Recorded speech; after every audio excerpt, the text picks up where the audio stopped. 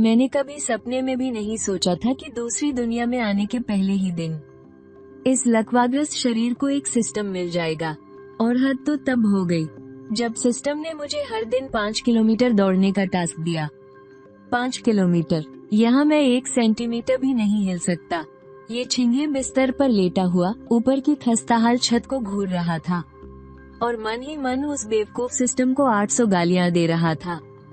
इस दुनिया में आने से पहले वो एक बहुत ही शरीफ इंसान था, लेकिन यहाँ आने के बाद इस शरीर में सिर्फ सिर हिलाने की ताक बची थी, गर्दन के नीचे का पूरा हिस्सा सुन्न था। यहाँ तक कि सुबह कुछ खराब खा लेने की वजह से जब इस शरीर ने बिस्तर पर ही सब कुछ गंदा कर दिया तो मुझे उसका भी एहसास नहीं हुआ। सच में इससे बदतर शुरुआत और किसकी हो सकती है। ये डाली हाथ में टिफिन लिए अंदर आया और हमेशा की तरह लगातार कुछ न कुछ बड़बड़ा रहा था। ये मेरी ही गलती है कि मैंने सुबह तुम्हें खाना ठीक से गर्म करके नहीं दिया। इतनी भयंकर गर्मी है ना, खाना खराब हो गया था।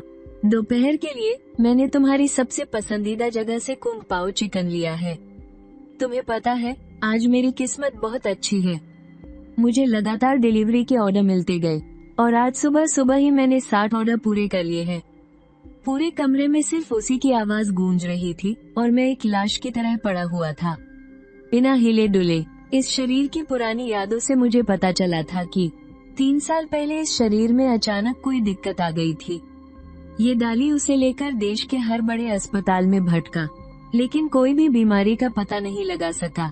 शुरुआत में बस हाथ पैरों ने काम करना बंद किया था, फिर धीरे धीरे पूरा शरीर सुन्न पड़ गया और आखिर में उसकी ये हालत हो गई। सारा पैसा खत्म हो गया, गांव का घर और कारोबार भी बिक गया, फिर भी बीमारी का कुछ पता नहीं चला। इस शरीर के असली मालिक ने तो हार मान ली थी, लेकिन ये डाली ने हार नहीं मानी। वो मुझे लेकर राजधानी में ही रुक गया। वो पैसे कमाता रहा और बड़े बड़े डॉक्टरों के चक्कर काटता रहा। उसने जड़ी बूटी वाले वैद्यों से लेकर हर तरह के जानकारों तक को ढूंढ निकाला। अगर कोई कह देता कि इलाज मुमकिन है तो ये डाली मुझे लेकर वहाँ जरूर पहुँच जाता। इस 10 वर्ग मीटर से भी छोटे से कमरे को देखकर ही अंदाजा लगाया जा सकता था कि उन दोनों की हालत कितनी खराब हो चुकी थी। ये डाली ने मुझे खाना खिलाने के बाद उठते हुए कहा, और नहीं खाना तो चलो बचा हुआ मैं खा लेता हूँ। रात को क्या खाओगे? मैं लौटते वक्त ले आऊंगा। या फिर ऐसा करता हूँ, रात को मैं तुम्हारे लिए अपने गांव वाले बैंगन बनाऊंगा, वो तुम्हें बहुत पसंद है ना। मैंने एक शब्द भी नहीं कहा, लेकिन उसे बुरा नहीं लगा। उसने बगल में रखे बिना खाए हुए चावल को टिफिन में डाला और चम्मच से चावल को कुंग पाओ चिकन की ग्रेवी के साथ अच्छी तरह मिला लिया और बड़े बड़े निवाले भरकर खाने लगा। वो बहुत तेजी से खा रहा था। 2 मिनट भी नहीं लगे और उसने पूरा 1.5 डिब्बा चावल चट कर दिया। मैं जा रहा हूँ, अगर कोई जरूरत हो तो शाओ से मुझे कॉल करवा देना। इतना कहकर उसने अपना डिलीवरी वाला बैग उठाया, बाहर निकला और दरवाजे पर ताला लगा दिया। अपनी इलेक्ट्रिक बाइक पर सवार होकर वो उस चौल से निकल गया। मैंने सिर घुमाकर उसे जाते हुए देखा। मेरे मन में तो जैसे गालियों का तूफान उठा हुआ था। इस शरीर का असली मालिक आखिर कैसे मरा होगा? मेरी याददाश्त में इसका कोई जिक्र नहीं था, लेकिन इतना तय था कि अब अगर मैं मरना भी चाहूँ तो मेरे लिए मुमकिन नहीं था। जब मैं हिल ही नहीं सकता तो जान कैसे दूंगा? जीभ काटकर जान दूं क्या? तभी आवाज आई, सिस्टम पूरी तरह लोड हो चुका है। ब्यूटीफुल लाइफ सिस्टम में आपका स्वागत है। एक स्वस्थ शरीर ही किसी भी कामयाबी की असली पूंजी होता है। होस्ट, कृपया हर दिन 5 किलोमीटर दौड़ने का नियम बनाएं। 5 किलोमीटर पूरे करने पर आपको एक बार लकी ड्रॉ का मौका मिलेगा। तो चलिए शुरू हो जाइए। इस रोबोटिक आवाज को सुनने के बाद मैं तुम्हारे गुस्से के हंसने ही वाला था। अब ये सिस्टम कुछ भी बोलने से पहले एक बार मेरी हालत तो देख ले। 5 किलोमीटर? साला, यहाँ मेरा 1 सेंटीमीटर हिलना भी किसी मेडिकल चमत्कार से कम नहीं होगा। ओए सिस्टम, क्या हम 2 मिनट बात कर सकते हैं? उफ, कुछ देर तक कोशिश करने के बाद मुझे आखिरकार यकीन हो गया है कि यह सिस्टम बिल्कुल बेवकूफ है। इसे कोई बात ही नहीं की जा सकती। इसमें तो कोई स्टार्टर पैक भी नहीं है। अगर इस सिस्टम के मिलने से पहले मैं मरना चाहता था तो अब मेरे अंदर जीने की इच्छा जाग उठी है। हर 5 किलोमीटर पर एक बार लकी ड्रॉ का मौका मिलेगा। पता नहीं कौन सी नई ताकत मिलेगी, या शायद शरीर के पूरी तरह ठीक होने का कोई मौका मिल जाए, या फिर बहुत सारा पैसा। बिना आजमाए तो मैं चैन से बैठने वाला नहीं। पर अब सबसे बड़ा सवाल ये है कि ये 5 किलोमीटर का सफर कैसे पूरा होगा।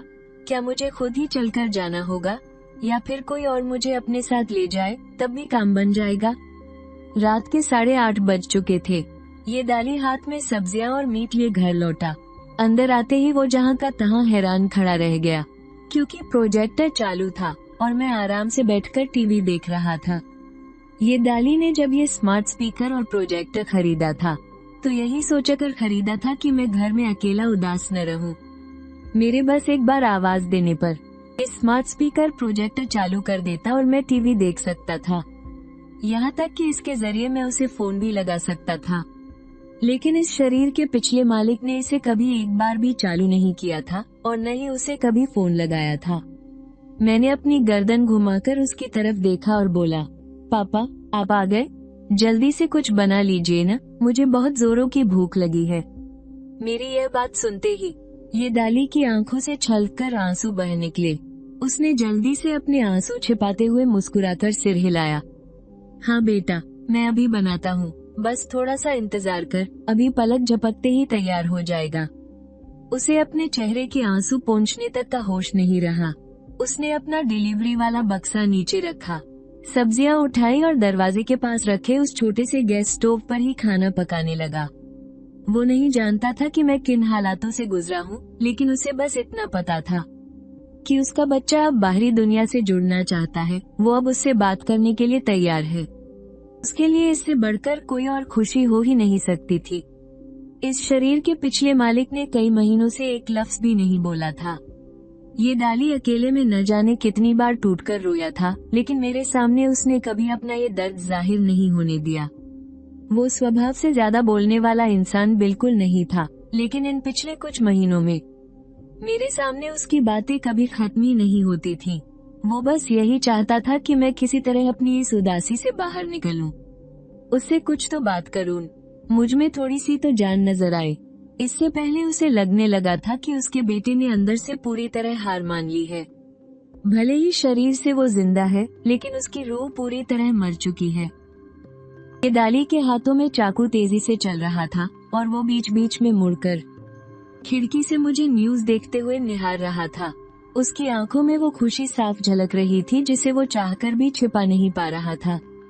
उसे लगा कि अगर उसका बेटा बात करने लगा है और उसकी सोच में थोड़ी भी उम्मीद जगी है, तो शायद उसकी बीमारी में भी सुधार आ जाए। कुछ ही देर में गर्मागर्म खाना बनकर तैयार हो गया। ये दाली हाथ में खाने की कटोरियां लिए मेरे पास आया। लो आ गया, गर्मागर्म फ्राइड बैंगन और क्रिस्पी मीट। चिंगे, मैं सच बता रहा हूँ, मैंने अभी इसे थोड़ा सा चख कर देखा था। मुझे लगता है कि आज मेरे हाथों में कुछ अलग ही जादू था। खाना बहुत ही लाजवाब बना है। उसने बैंगन का एक ऐसा टुकड़ा उठाया जिसे पहले बेसन में लपेटकर तला गया था और फिर मसाले में भुना गया था। उसे फूंक मारकर थोड़ा ठंडा किया और मेरे मुंह के पास ले आया। बेटा, थोड़ा गर्म है, जरा आराम से, छोटा सा निवाला लेना। मैंने अपना मुंह खोला और एक निवाला खा लिया। बहुत स्वादिष्ट है, सच में बहुत ही लाजवाब। ये सुनकर ये दाली खुशी से अपना सिर हिलाने लगा। अच्छा लगा ना? तो फिर थोड़ा और खाओ, आज तुम्हारे पापा बहुत ज्यादा खुश हैं। मैं जाकर थोड़ी सी शराब लेकर आता हूँ, बस जरा सी पीऊंगा। ये कहकर वो शराब लेने के लिए पीछे मुड़ा। हालांकि मैंने बहुत पहले ही पीना छोड़ दिया था, लेकिन आज की इस खुशी में थोड़ा सा तो बनता है। उसे इस तरह जाता देख मैंने एक गहरी सांस ली और बोला, पापा, मेरा बाहर जाने का मन कर रहा है, क्या आप मुझे अपने साथ बाहर टहलाने ले चलेंगे? ये सुनते ही ये दाली झटके से पलटा और एकदम सन्न होकर जहाँ का तहाँ खड़ा रह गया। उनकी आंखें फिर से भर आई। ठीक है बेटा, पापा तुझे बाहर ले चलते हैं, तुझे बाहर घुमाने ले चलते हैं। ये सब देखने के बाद मैंने अपने मन में उस बेवकूफ सिस्टम से चुपचाप कहा, 5 किलोमीटर है ना? मैं दौड़ नहीं सकता, पर कोई मुझे व्हीलचेयर पर तो धकेल ही सकता है। बस 5 किलोमीटर ही तो है। इस जन्म में मैं अब और बिस्तर पर नहीं पड़ा रहूंगा। मुझे एक बार देखकर सब याद रखने वाली स्किल भी मिल गई। मैंने अपने सामने उस लकी ड्रॉ वाले पहिए को घूरा जिसे सिर्फ मैं देख सकता था। मेरा दिल जोरों से धड़क रहा था। उस पहिए पर बहुत सारे ऑप्शंस भरे पड़े थे। एक बार देखकर सब याद रखना, एक बिटकॉइन, कमाल की इंग्लिश, कंप्यूटर हैकिंग और बेसिक फाइनेंस की तगड़ी नॉलेज। लेकिन जिस चीज ने मुझे सबसे ज्यादा एक्साइट किया वो थे ये शब्द, शरीर की 1% रिकवरी स्किल और दाएं हाथ की पहली उंगली का ठीक होना। अगर ये सच में ठीक हो जाए तो भले ही मेरी सिर्फ एक उंगली हिले, मैं बहुत कुछ कर सकता हूँ। कल रात मैंने बस यूं ही कह दिया था कि मुझे बाहर घूमने जाना है। ये सुनकर ये डाली वहीं के वहीं सुन्न रह गए। उनकी आंखें फटी की फटी रह गईं। अरे कोई बात नहीं, हम खाना खाने के बाद चलेंगे। मैं जाकर तेरी पुरानी व्हीलचेयर ढूंढता हूँ। इतना कहकर वे तुरंत व्हीलचेयर ढूंढने भाग गए, यहाँ तक कि अपनी शराब पीने की बात भी भूल गए। पापा, मुझे भूख लगी है, क्यों न हम पहले खाना खा लें और आप व्हीलचेयर बाद में ढूंढ ले। ये डाली को तब जाकर होश आया। वे थोड़ा शर्माते हुए वापस आए और मुझे खाना खिलाने लगे। मैं सालों से बिस्तर पर पड़ा था, शरीर की कोई मेहनत नहीं होती थी, इसलिए बस 2-4 निवाले में ही मेरा पेट भर गया। तब जाकर ये डाली ने कटोरी उठाई और मेरा बचा हुआ खाना खा लिया। पिछले 3 सालों से उनकी यही आदत थी। पहले मैं खाता और मेरे खाने के बाद जो बच जाता वो उसे खा लेते थे। खाना खाने के बाद उन्होंने व्हीलचेयर ढूंढने की जल्दी नहीं की, बल्कि वे मेरे हाथ पैरों की मालिश करने लगे। 40 मिनट से भी ज्यादा का वक्त बीत गया। मुझे तो कुछ खास महसूस नहीं हुआ, लेकिन वे पसीने से तरबतर हो गए थे।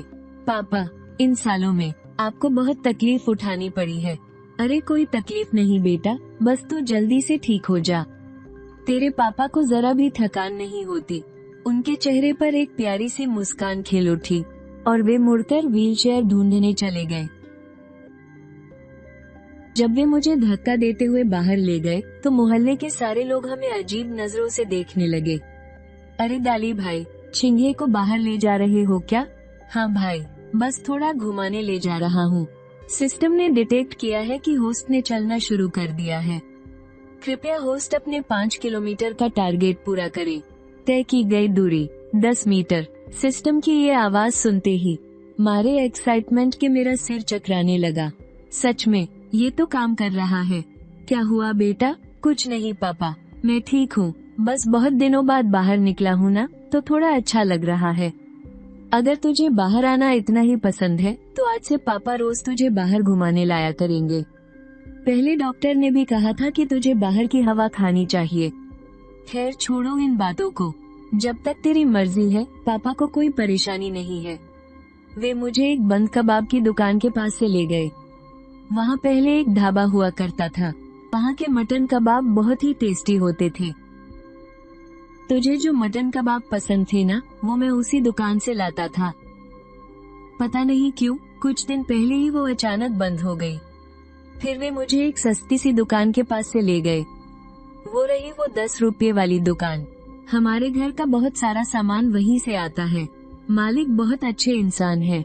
उस सब्जी मंडी के अंदर दाईं तरफ वाली तीसरी दुकान। सब्जी बेचने वाली दीदी अपने ही गांव की है। अक्सर वो बची हुई सब्जियां हमें दे देती है। तय की गई दूरी 100 मीटर, तय की गई दूरी 500 मीटर, तय की गई दूरी 1 किलोमीटर।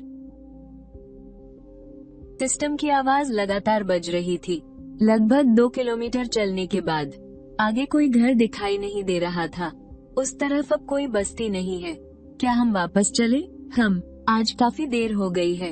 अगर तुम्हारा बाहर घूमने का मन है तो कल पापा तुम्हें पार्क में घुमाने ले चलेंगे। युआन बो पार्क यहाँ से ज्यादा दूर नहीं है। सुना है वहाँ का नजारा बहुत खूबसूरत होता है। जगह भी काफी बड़ी है।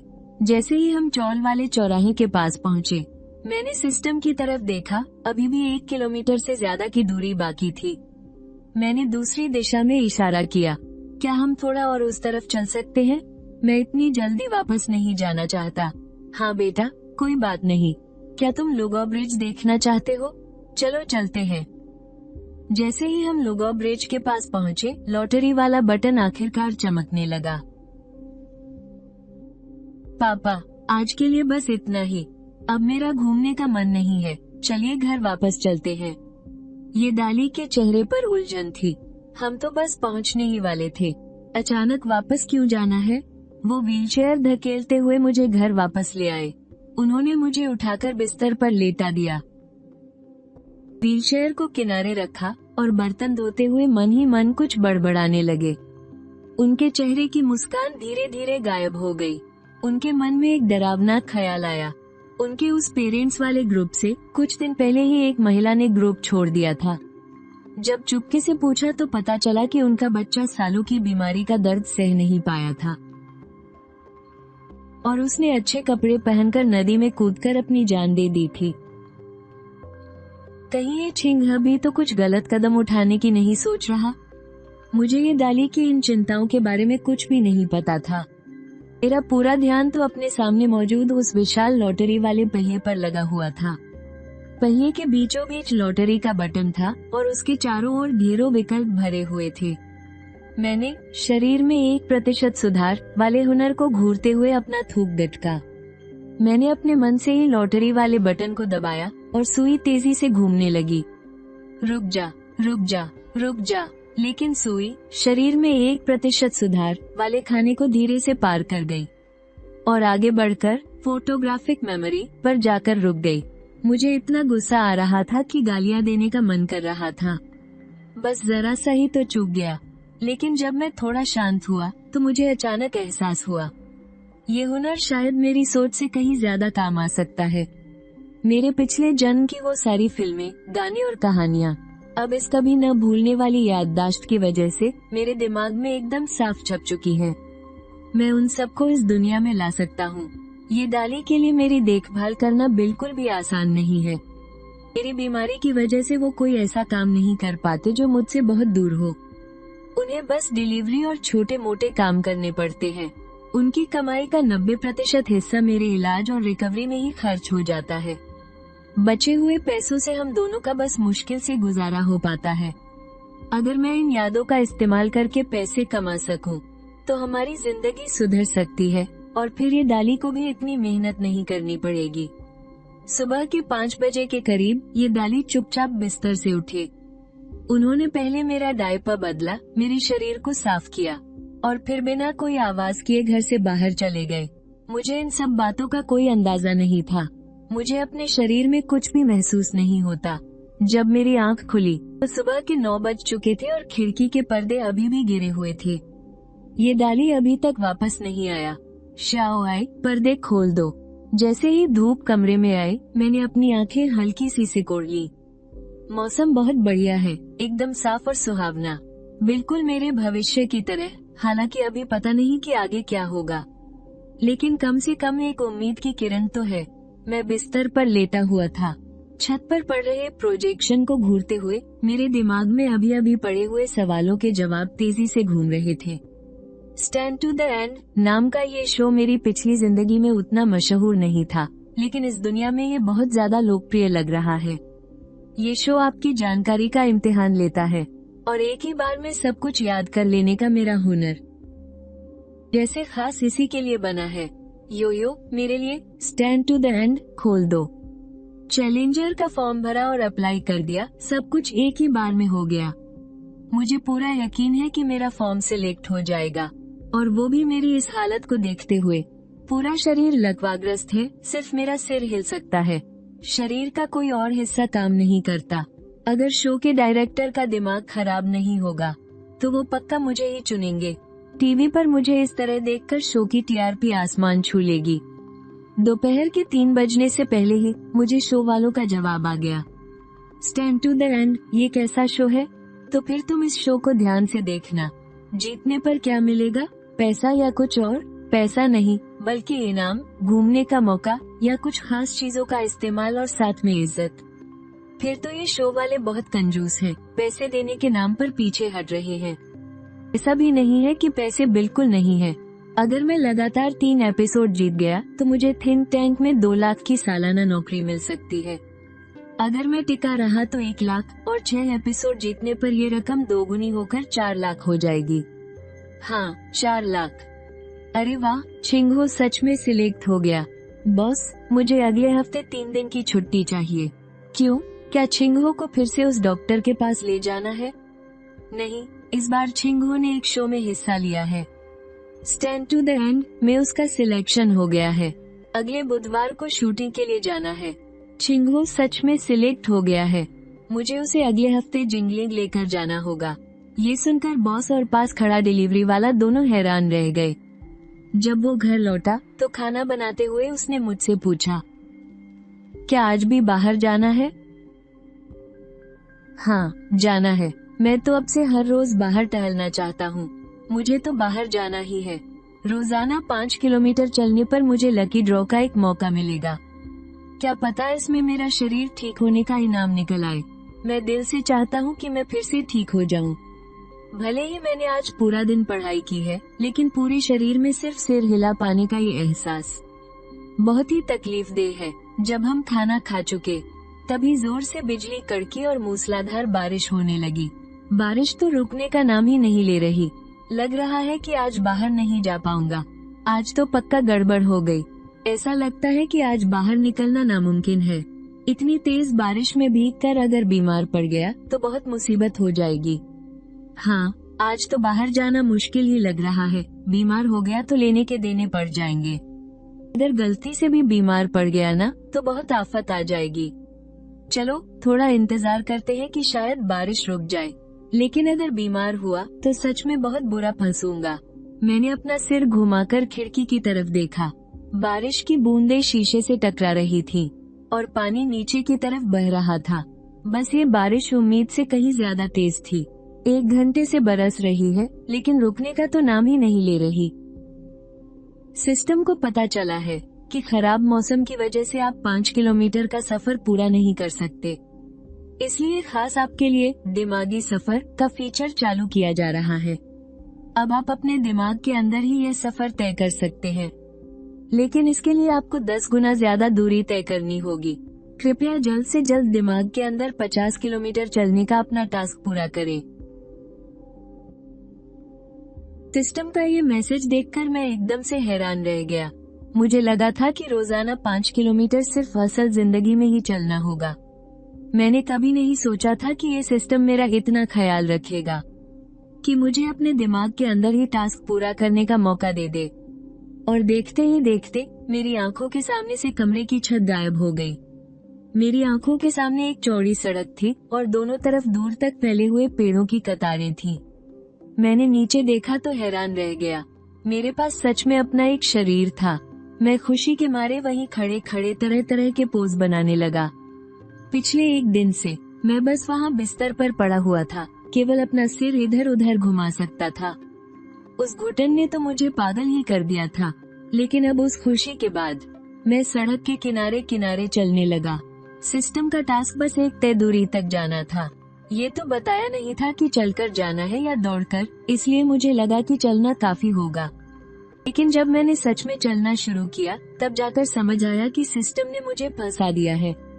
मुझे लगा था कि दिमाग के अंदर चलने फिरने से कोई थकान नहीं होती, लेकिन असल में यहाँ मुझे अपने शरीर के हर एक हिस्से में दर्द महसूस हो रहा था। चलते वक्त पैरों के जमीन पर पड़ने से होने वाला झटका महसूस हो रहा था। ज्यादा देर तक चलने की वजह से मेरी नसें खींचने लगी थी। बस 3 किलोमीटर चलने के बाद ही मेरी पिंडलियों में दर्द और कमजोरी महसूस होने लगी। मैं लड़खड़ाने लगा। मैं बुरी तरह हाँफ रहा था। क्या पूरे शरीर के लकवाग्रस्त होने से भी बिस्तर पर पड़े रहने से बुरा कुछ हो सकता है क्या? बस 50 किलोमीटर ही तो है ना, कौन सी बड़ी बात है, करके दिखाते हैं। ये बोलकर मैं आगे की तरफ दौड़ पड़ा। इस कभी न खत्म होने वाली सड़क पर हर 1 किलोमीटर के बाद एक बड़ा सा निशान बना हुआ था।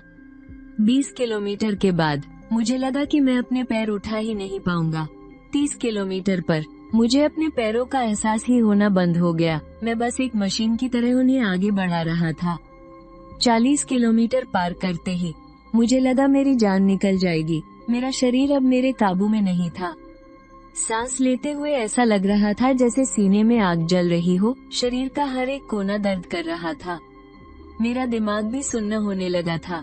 43 किलोमीटर पर मैं दौड़ नहीं रहा था। मैं पैदल चलने से भी धीमे रेंग रहा था। 46 किलोमीटर पर मुझे लगा जैसे पूरी दुनिया घूम रही है। और फिर 49 किलोमीटर। बधाई हो होस्ट, आपने 50 किलोमीटर का टास्क पूरा कर लिया है। आपको लकी ड्रॉ का एक मौका मिलता है। मैंने आंखें खोली तो खुद को वापस अपने किराए के कमरे में पाया। मेरे सामने फिर से वही छत थी। श्याओए, अभी टाइम क्या हुआ है? अभी रात के 10:17 हुए हैं। मैंने अभी अपने दिमाग के अंदर 50 किलोमीटर की दौड़ लगाई है और असली दुनिया में 1 मिनट भी नहीं बीता। ये तो गजब है। असली दुनिया में समय ही नहीं बीता। वाह रे सिस्टम, मान गए। असली दुनिया में समय नहीं बीता, सच में कमाल का सिस्टम है। मैंने अपने सामने आए उस लकी ड्रॉ वाले पहिए को घूर कर देखा। उस पहिए पर मेरे शरीर को ठीक करने वाले वो विकल्प अभी भी मौजूद थे। इनाम, लकी ड्रॉ। इस बार लकी ड्रॉ के विकल्पों को देखकर मैंने एक चीज नोटिस की। पिछली बार से ज्यादा विकल्प शरीर को ठीक करने वाले थे। जैसे जैसे सुई की रफ्तार धीमी पड़ने लगी, मेरी तो सांस ही अटक गई थी। बस थोड़ा सा और।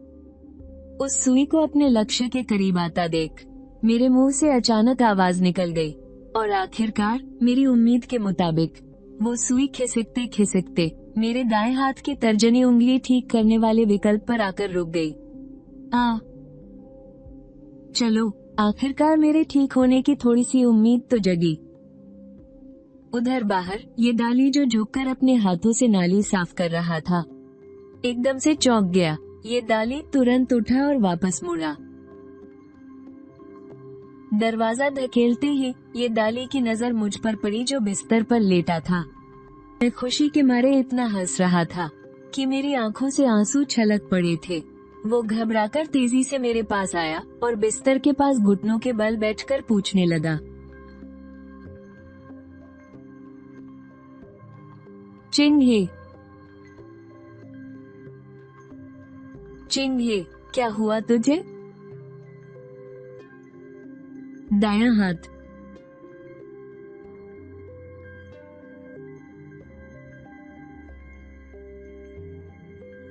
दाएं हाथ की पहली उंगली हिल रही है।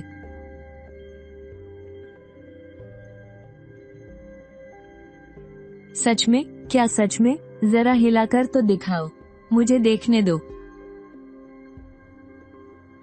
लाओ, एक बार फिर से हिलाना, पापा को देखने दो। ये दाली मुझसे कहीं ज्यादा भावुक हो गए थे। उन्होंने तुरंत मेरा हाथ पकड़ लिया और मुझे उंगली हिलाने को कहा। जब उन्होंने देखा कि उंगली सच में मेरे कंट्रोल में है और थोड़ी थोड़ी हिल रही है, तो 40 साल का वो हट्टा कट्टा आदमी एक बच्चे की तरह फूट फूट कर रोने लगा। हाँ, पिछले 3 सालों में उन्होंने अपना खून पसीना एक कर दिया था, घर की सारी जमा पूंजी लगा दी थी। ना जाने कितने ही डॉक्टरों और ढोंगियों के चक्कर काटे और अनगिनत अस्पतालों के धक्के खाए, पर मुमकिन कोशिश कर ली थी। उन्हें तो लगने लगा था कि उनका ये सुंदर और नौजवान बेटा अब जिंदगी भर बिस्तर पर ही पड़ा रहेगा। लेकिन अब अचानक एक उम्मीद की किरण नजर आ रही थी। वो सच में बहुत खुश थे। पापा, इन 3 सालों में आपने बहुत तकलीफ उठाई है।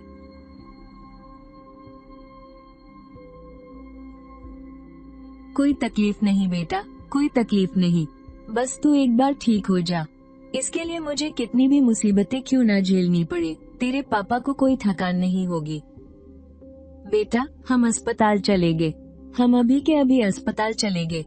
उन डॉक्टरों को दिखाएंगे, देखेंगे कि क्या तेरी तबीयत में सुधार हो रहा है, क्या अब तेरा इलाज मुमकिन है। पापा, पहले वो कह रहे थे कि बीमारी समझ नहीं आ रही, दुनिया भर के इलाज करने पर कुछ नहीं हुआ। अब जब सुधार दिख रहा है तो वो जरूर पता लगा लेंगे कि वजह क्या है। चल, हम अभी चलते हैं। पापा। हाँ? अरे, क्या हुआ? अब बहुत रात हो चुकी है, अस्पताल के डॉक्टर भी घर चले गए होंगे। और वैसे भी बाहर जोरों की बारिश हो रही है, हम चाह कर भी नहीं जा सकते। इसमें इतनी कोई जल्दी नहीं है। अब जब मेरी तबीयत में सुधार हो ही रहा है, तो क्या पता मैं धीरे धीरे अपने आप ही ठीक हो जाऊं। अस्पताल जाने की कोई जल्दी नहीं है, और वैसे भी वहां जाना बेकार ही होगा। जब वो पहले कुछ पता नहीं लगा पाए तो अब भी उन्हें कुछ समझ नहीं आएगा। मैं सच में अस्पताल नहीं जाना चाहता, क्योंकि मुझे डर है कि जब डॉक्टरों को मेरे ठीक होने के बारे में पता चलेगा तो कहीं वो मुझे अपनी किसी रिसर्च का हिस्सा ना बना ले। हाँ, बिल्कुल सही। अभी तो हम नहीं जा सकते। कल हम चिंगहो अस्पताल चलेंगे, लेकिन हमें जाना तो पड़ेगा ही। अब जब सुधार हो रहा है तो हमें एक बार डॉक्टरों को जरूर दिखाना चाहिए। क्या पता अब कोई रास्ता निकल आए। हो सकता है कि पहले जो इलाज हुए थे उन्हीं का असर अब दिखने लगा हो। लेकिन ये दाली ऐसा बिल्कुल नहीं मानते थे। भले ही पहले वाले डॉक्टर कोई वजह ना ढूंढ पाए हो और न ही मुझे ठीक कर पाए हो, फिर भी वो लोग ही सबसे बड़े एक्सपर्ट थे। यही कहते हुए ये दाली ने पुराने स्पेशलिस्ट का नंबर निकाला और उसे कॉल लगा दी। ये दाली को देखकर जिस उत्साह के साथ वो फोन पर डॉक्टर को मेरी उंगली हिलने के बारे में बता रहे थे, मुझे समझ आ गया था कि अब इस बात को टाला नहीं जा सकता। कॉल खत्म होने के बाद बिस्तर पर चुपचाप लेटे मुझे देखकर वो बोले, पैसों की तुम बिल्कुल चिंता मत करो।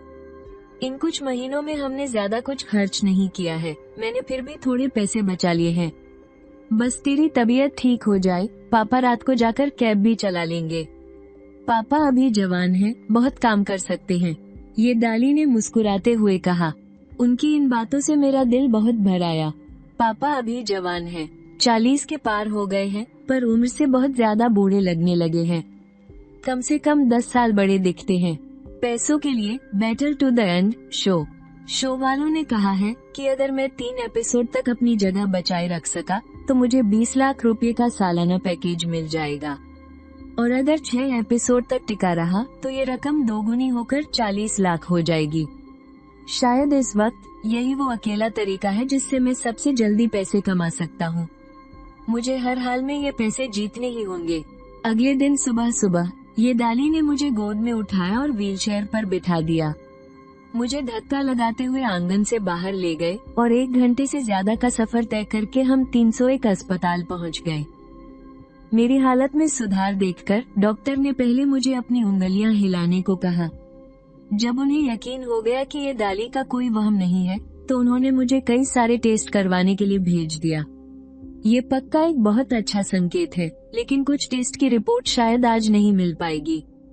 हमें रिपोर्ट आने तक इंतजार करना होगा। इसके अलावा आपको अच्छे से याद करना होगा कि इस दौरान रिकवरी के लिए आपने इसे खाने में क्या क्या दिया है। हमें ये जानना बहुत जरूरी है कि आखिर किस वजह से इसमें सुधार के इतने साफ लक्षण दिखने लगे हैं। इससे हमें इसकी बीमारी को बेहतर ढंग से समझने और इलाज करने में बहुत मदद मिलेगी। ये दाली जो पैसे लाया था वो सारे टेस्ट की रसीदों में खर्च हो गए। देखिए, आप लोगों की हालत मैं अच्छे से जानता हूँ। मैंने आपसे पहले भी कहा था कि अगर आप लोग हमारा साथ देने को तैयार हैं और इस बीमारी पर रिसर्च करने में हमारी मदद करते हैं तो रिसर्च के नाम पर मैं आप लोगों को कुछ पैसे दिला सकता हूँ। इससे इन सारे टेस्ट और इलाज के खर्च में भी आपको भारी छूट मिल जाएगी। डॉक्टर साहब, आपकी इस दरियादिली के लिए बहुत बहुत शुक्रिया, लेकिन हम ये नहीं कर सकते क्योंकि मैं जानता हूँ कि मैं कैसे ठीक हो रहा हूँ। ये डॉक्टर चाहे मेरे टुकड़े टुकड़े करके भी देख ले, मुझे पक्का यकीन है कि इनके हाथ कुछ नहीं लगेगा। और वैसे भी मैं कोई लैब का चूहा नहीं बनना चाहता, बिल्कुल नहीं। तुम एक बार फिर से सोच लो, चिंगे। ये दाली का मन थोड़ा डोल गया था।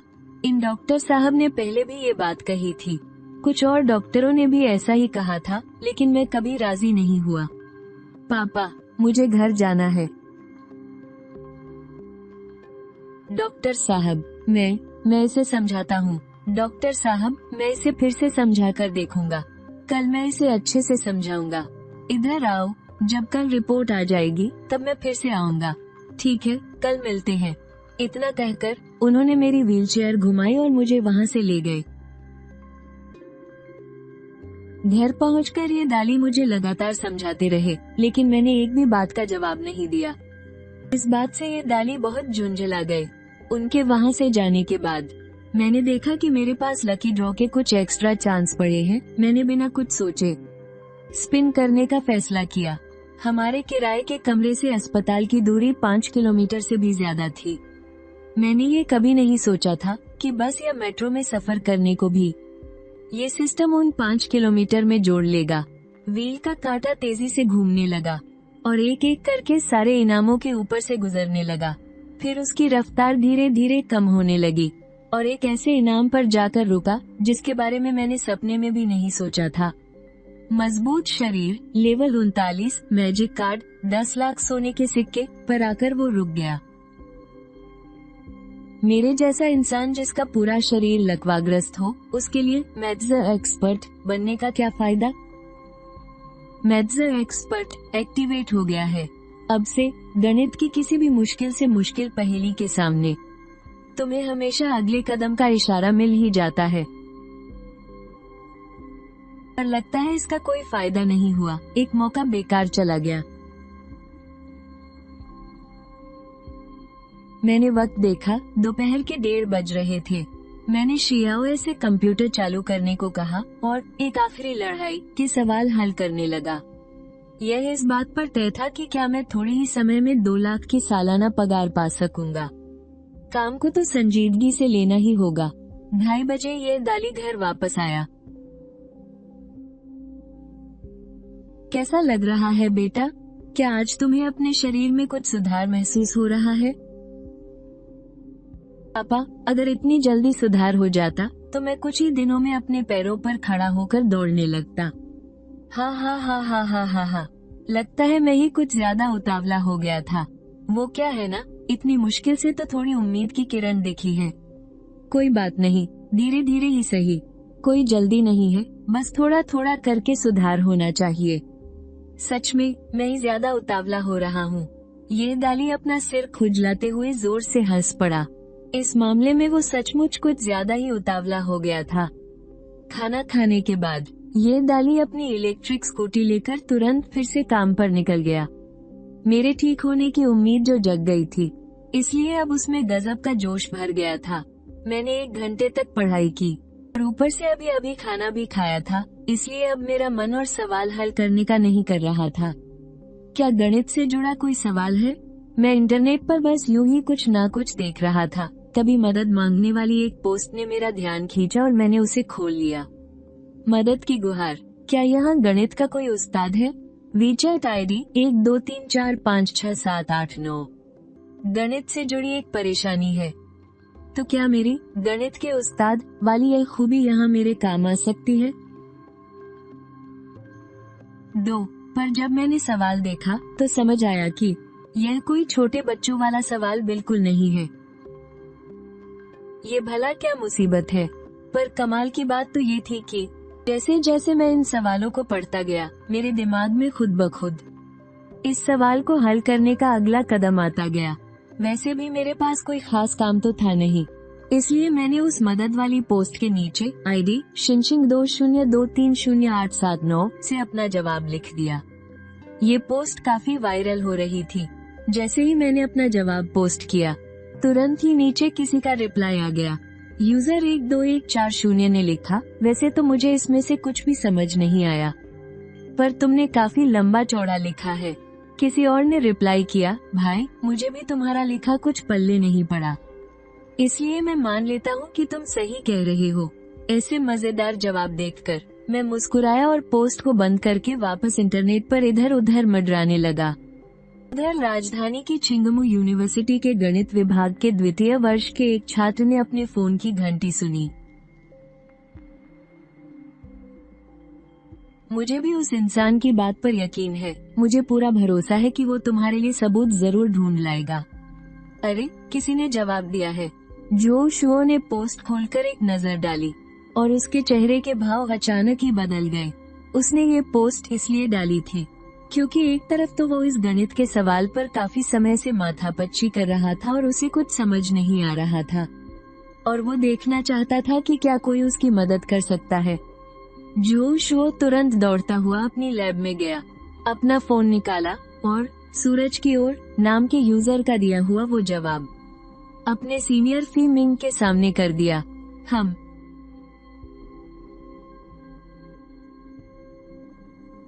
जोशुओ, तुम ये सब इंटरनेट पर कैसे डाल सकते हो? और तो और, तुमने इसमें हमारे सवाल सुलझाने का पूरा तरीका भी लिख दिया है। तुम्हें अंदाजा भी है कि इसका क्या अंजाम हो सकता है? वो लोग जिस प्रोजेक्ट पर काम कर रहे थे, वैसे तो वो कोई बहुत बड़ा और जरूरी प्रोजेक्ट नहीं था, लेकिन फिर भी बिना किसी नतीजे पर पहुंचे उसके मुख्य गणित के सवाल को ऐसे इंटरनेट पर डाल देना, इसकी इजाजत तो बिल्कुल भी नहीं थी। लैब के सभी लोग अब उन्हीं की तरफ देखने लगे थे। ये तो एक बहुत ही बड़ी जानकारी लीक करने जैसा था। ये सुनकर जो शो की बोलती ही बंद हो गई। उसने इतना कुछ तो सोचा ही नहीं था, वो बस दुनिया को दिखाना चाहता था कि वो कितना होशियार है। इन सब बातों का तो उसे ख्याल ही नहीं आया। तुमने ये पोस्ट कब डाली थी? इसे अभी इंटरनेट से हटाओ और लैब की चाबियां भी मुझे सौंप दो। अपना कंप्यूटर भी जमा करो। हम इसमें मौजूद सब कुछ चेक करके डिलीट करेंगे, उसके बाद ही तुम इसे ले जा सकते हो। आज के बाद इस प्रोजेक्ट टीम में मुझे तुम्हारी शक्ल मत दिखाना। पर सीनियर, ठीक है, मैं दफा हो जाता हूँ। जो शो ने कुछ कहने के लिए मुंह खोला, वो चाहता था कि कोई उसकी तरफ से कुछ बोले, लेकिन जब उसने लैब में मौजूद लोगों की तरफ देखा तो पाया कि हर कोई उसे गुस्से से घूर रहा था। इसलिए उसे सिर झुकाकर बाहर जाना पड़ा। जो शो के बाहर जाने के बाद पे मिंग ने गुस्से में मेज पर रखी एक चीज को जोर से जमीन पर पटक दिया। उसने एक फोन उठाया और देखा तो पता चला कि वो जो शो का फोन था। इनिट 42 और फोन की स्क्रीन पर LUO हेयर ट्यूजटन और फोन की स्क्रीन पर बिल्कुल उनके उसी गणित के सवाल का एक समाधान खुला हुआ था। अरे, ये तरीका तो सच में काम कर सकता है। उसने बस एक नजर डाली और उसे समझ आ गया कि इस इंसान की बातों में बहुत दम है, और इसे हल करने का ये नजरिया उन्होंने पहले कभी सोचा ही नहीं था। सूरज की ओर स्टेप 2 फार्च कॉन्डेल सॉल्यूशन TX इक्वल टू प्रश्नवाचक चिन्ह। लाओ सुन, जरा यहाँ आना। क्या हुआ? A equal to I equal to PA। हम इस तरीके से एक बार हिसाब लगाकर देखते हैं। 3 घंटे बाद लैब में मौजूद पे मिंग और लाओ सुन दोनों के चेहरों पर भारी खुशी झलक रही थी। Equal to FAUR plus equal to CNX 210 not equal to ZC equal to A equal to QY equal to. ये सच में काम कर रहा है। हमने सच में इसे हल कर लिया है। सूरज की ओर नाम का यह इंसान सच में एक जीनियस है। पे मिंग, तुम्हें क्या लगता है, क्या ये हमारे कॉलेज के मैथ्स डिपार्टमेंट का कोई टीचर हो सकता है? मुझे नहीं लगता कि यह हमारे डिपार्टमेंट का कोई टीचर है। मैं उन सब से पूछ चुका हूँ, किसी के पास भी इसका जवाब नहीं था।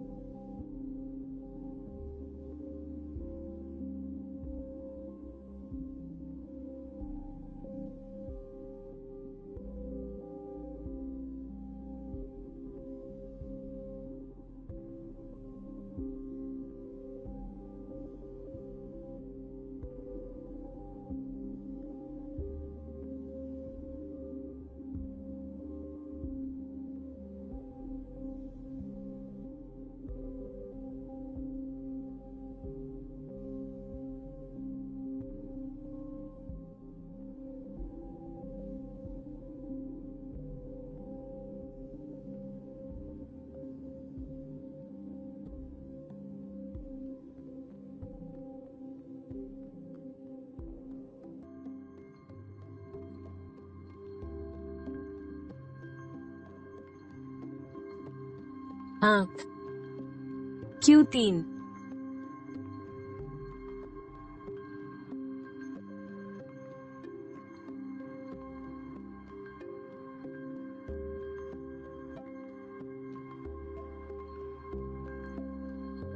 Red colony.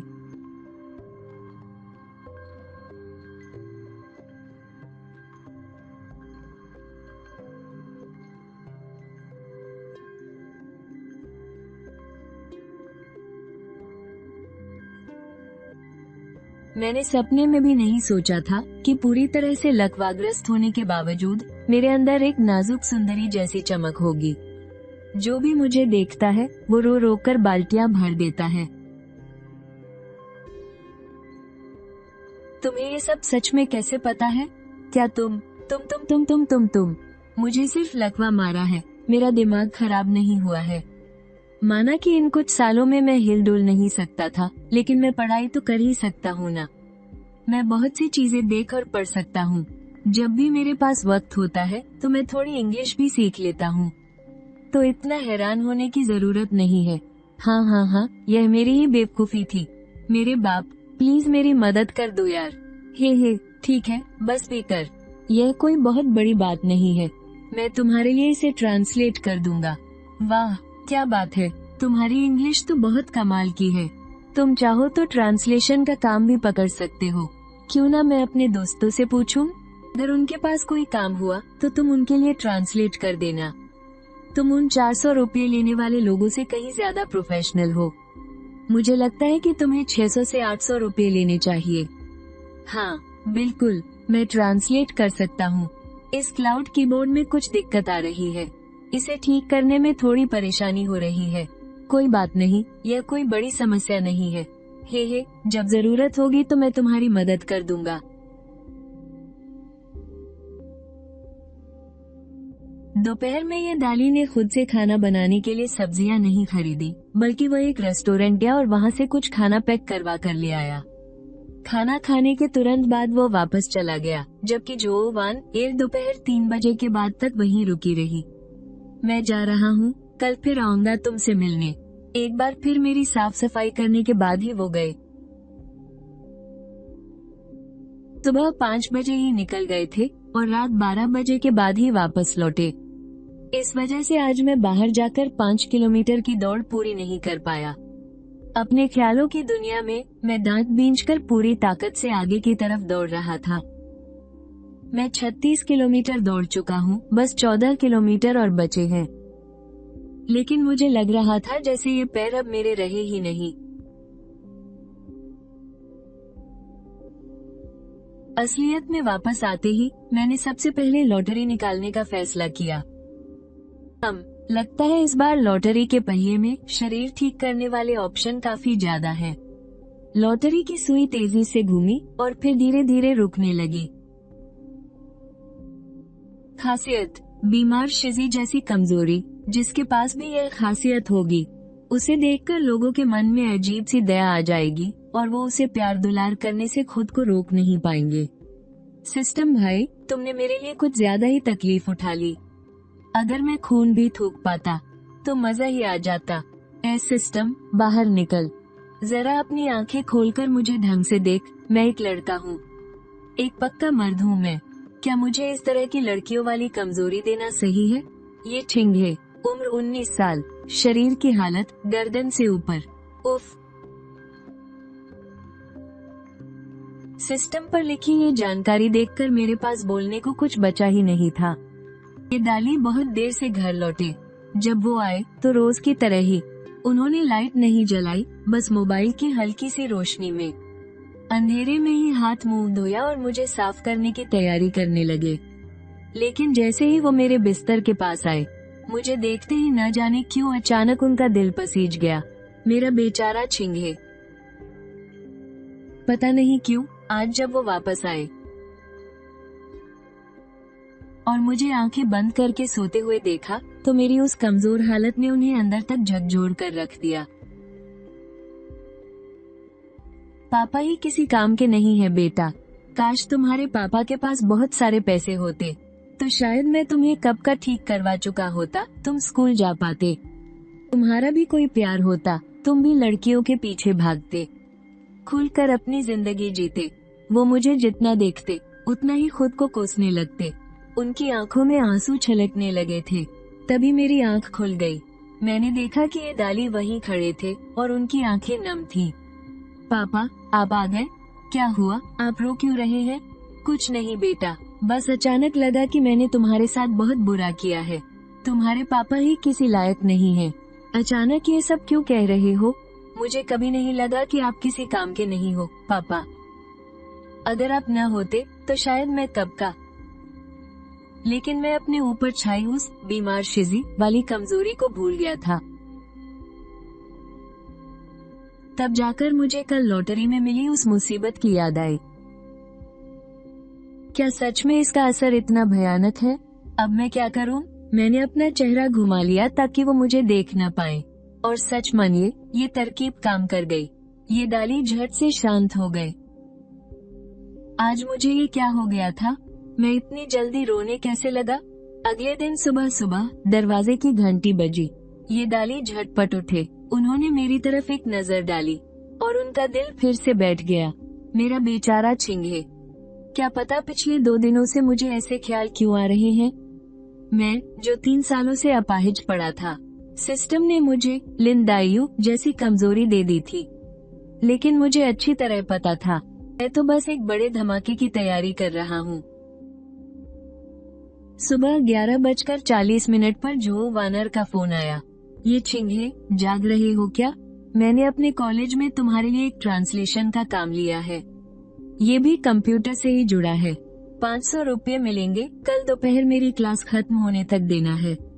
मैं तुमसे मिलने आऊंगी, ठीक है? 500 रुपये भी तो पैसे ही होते हैं, मैं भला क्यों मना करूंगा। दोपहर में ये दाली मुझे खाना खिलाने वापस आए, लेकिन मुझे देखते ही, खासकर मेरा चेहरा देखकर, उन्हें अपने आप ही बहुत दुख होने लगा। चलो मुंह खोलो, पहले ऐसा क्यों नहीं था और अब अचानक ऐसा क्यों हो गया?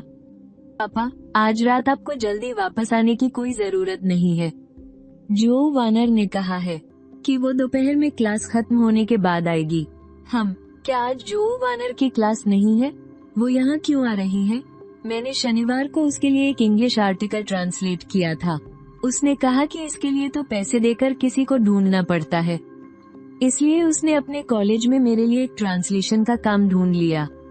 एक आर्टिकल के 500 रुपये। तुमने जो वानर के लिए ट्रांसलेशन किया? हालांकि ये छिंगे के इंग्लिश स्कूल के दिनों में ठीक ठाक थी, लेकिन जो वानर तो कॉलेज की स्टूडेंट है। कॉलेज और हाई स्कूल की इंग्लिश क्या एक जैसी हो सकती है? जो हाई स्कूल भी पास नहीं कर पाया, वो भला एक कॉलेज स्टूडेंट के लिए ट्रांसलेशन कैसे कर सकता है?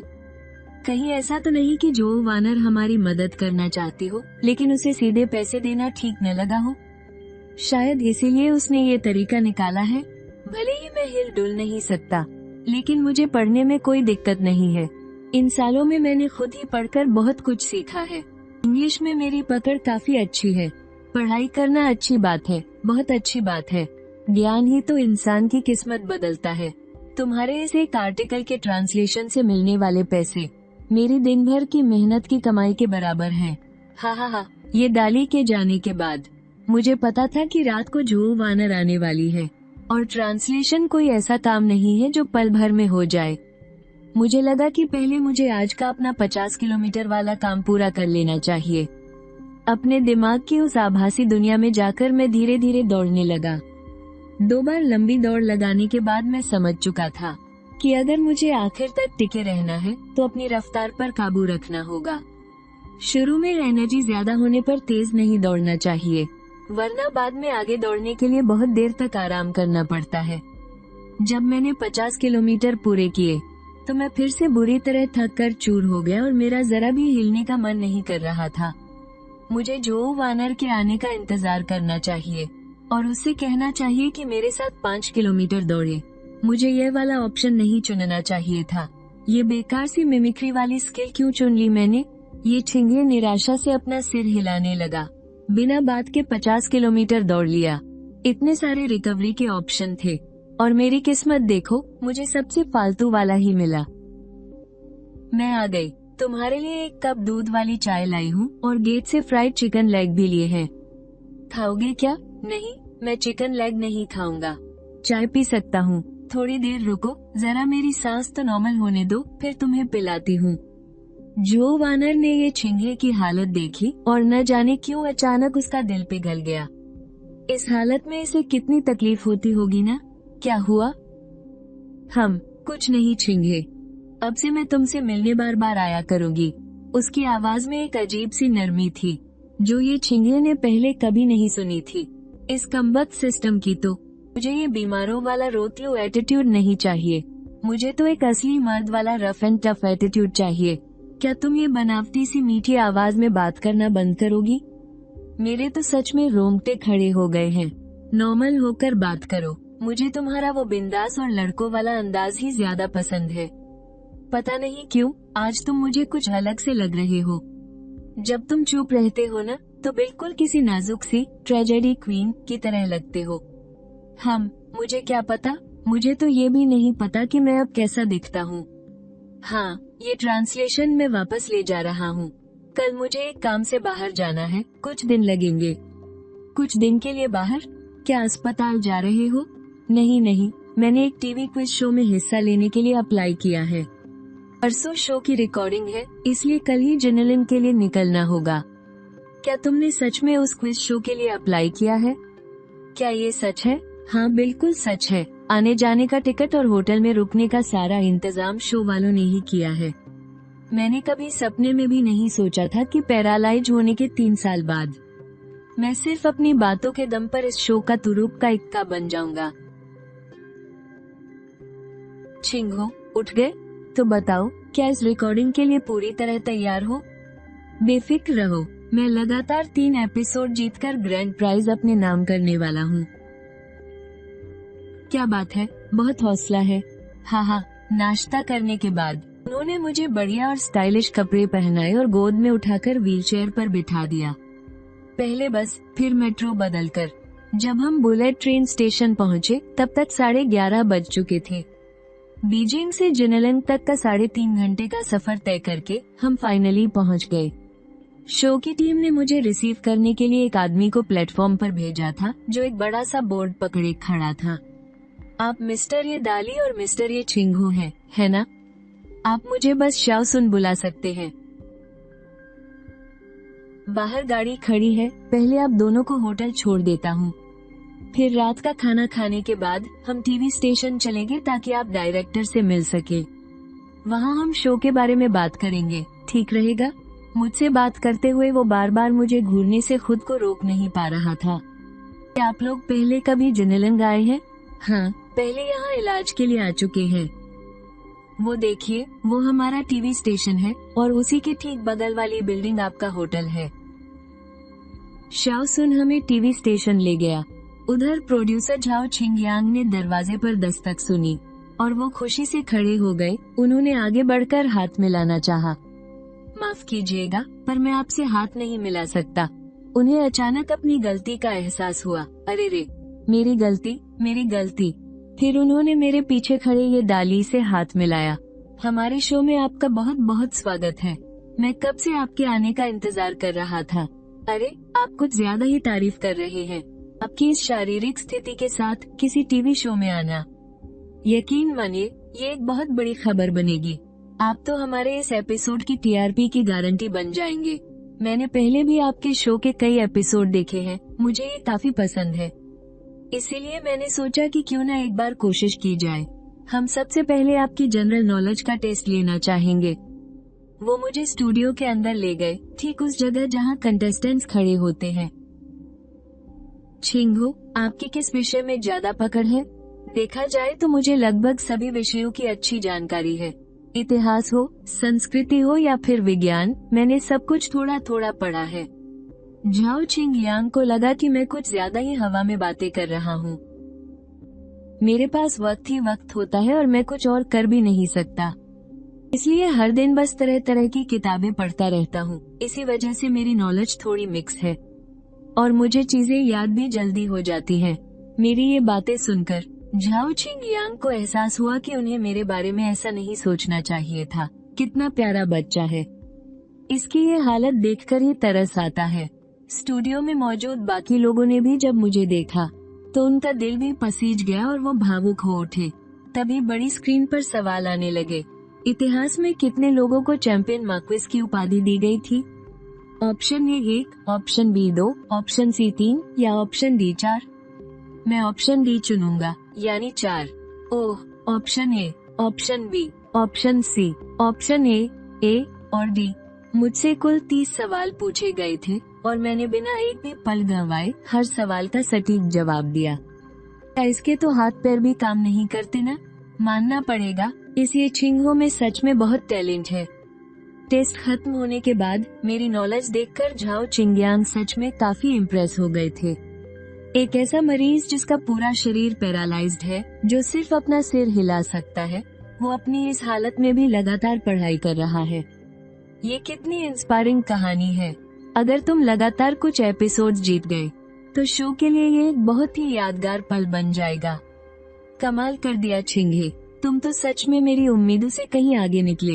ये कहते हुए वो फिर से मुझसे हाथ मिलाने के लिए आगे बढ़ा, लेकिन करीब आते ही उसे अपनी भूल का एहसास हुआ और झेपते हुए उसने अपना हाथ वापस खींच लिया। अरे कोई बात नहीं, सच कहूँ तो तुम मुझे ये भूलने पर मजबूर कर देते हो कि तुम्हारा शरीर काम नहीं करता।